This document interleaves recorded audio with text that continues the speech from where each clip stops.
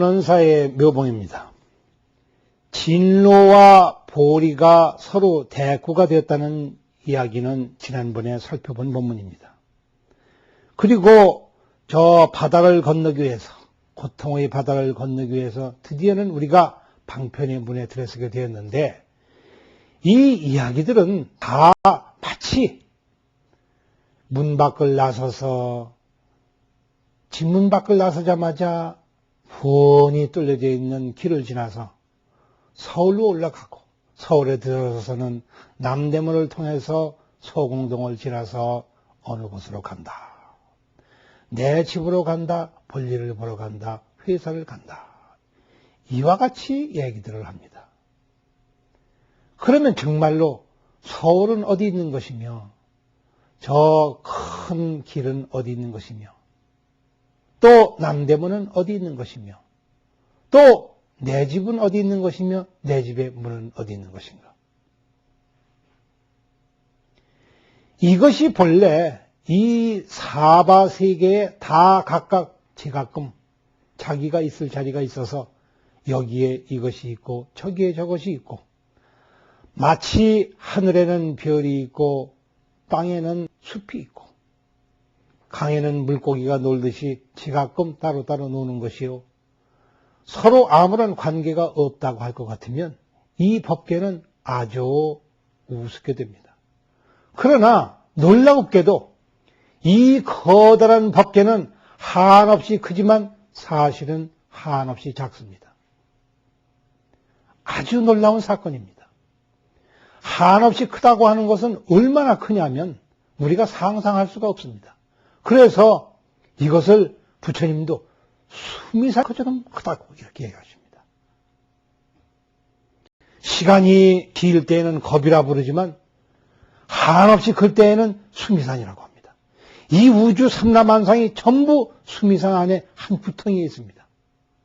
그런데 또 한편으로 돌이켜보니 이 어찌된 일인지 놀라운 사건이 벌어집니다.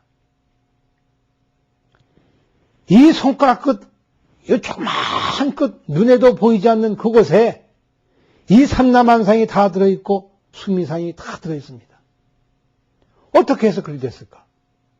아주 쉬운 일입니다. 이러쿵저러쿵 말로 살피는 사람은 절대로 이 뜻을 알아차리지는 못합니다.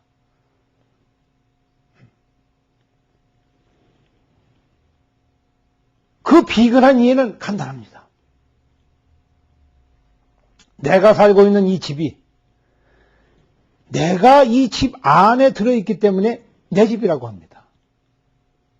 그런데 이 내 집은 내 몸을 담고 있는 곳이기는 하지만 사실은 내 마음 속에 이 집이 들어있습니다. 내 속에 이 집이 들어있기 때문에 내 집이라고 했던 것입니다. 이 사바세계는 바로 그러한 곳간입니다. 이 사바세계 속에 우리가 들어있는 것만 알고 내 안에 이 사바세계가 들어있는 줄을 모르면 이것은 반쪽밖에 안 됩니다. 그 아주 비근한 예를 들어보겠습니다. 하늘 높이 올라갈 것도 없습니다. 조그마한 산봉우리에 올라가면 서울 시내가 환히 내려다봅니다. 환히 내려다본다고 하는 것은 내가 높은 곳으로 올라갔기 때문입니다. 그러나 높은 곳 그 자체가 중요한 것이 아니라 이 뼈저리게 아픈 이 눈이 바로 문제입니다. 내 눈 속에 이 사바세계가 다 들어와 있기 때문에 그렇습니다. 내가 보고자 하기만 하면 이 사바세계뿐만 아니라 온 우주법계가 다 들어옵니다. 그 큰 나무가 내 눈 안으로 들어옵니다. 그 큰 산이 내 눈 안으로 들어옵니다. 내가 보고자 하기만 하면 곧 들어옵니다. 그러나 놀랍게도 내 눈을 아무리 자세히 그 속을 들여다보아도 거기에는 나무도 없고 집도 없고 법계도 없고 우주도 없고 단 한 그루의 나무도 없으며 단 한 이파리의 나뭇잎도 그 속에는 존재하지 않습니다.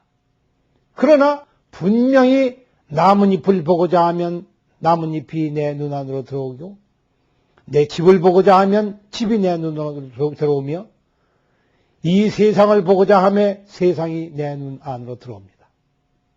부처도 내 눈 안으로 들어오고 예수도 내 눈 안으로 들어옵니다. 내가 보고자 하면 안 들어오는 것이 없습니다.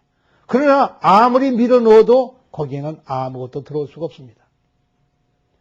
이 공적해서 아주 텅 비어 고요하기 때문에 이 속에는 아무것도 없지만 그 속에 없는 것이 없이 다 있습니다. 이렇게 크고 작은 것은 아주 쉽게 넘나드는 것입니다. 한 물방울 속에 온 바다가 들어있다는 말도 그 말씀이요. 온 법계가 한 마음속에 들어있다는 말도 바로 이 법문을 이야기하신 것입니다. 이렇게 해서 이와 같이 해서 우리는 초증보리 방편문을 이루는 것입니다. 보리 방편문은 문득 내 성품을 돌이켜보면 그 속에 없는 것이 없고 있는가 하고 생각하면 그 속에는 또한 아무것도 없습니다. 말로 볼 때에는 장난에 불과하지만 실제로 일어나고 있는 일이기 때문에 그 누구도 부인하지를 못합니다. 산승의 주장자 위에 온 법계가 펼쳐지고 산승의 입속에 일체의 부처와 일체의 조사 스님들이 다 그 속에서 살림을 꾸리고 있도다 한 것은 이 뜻입니다.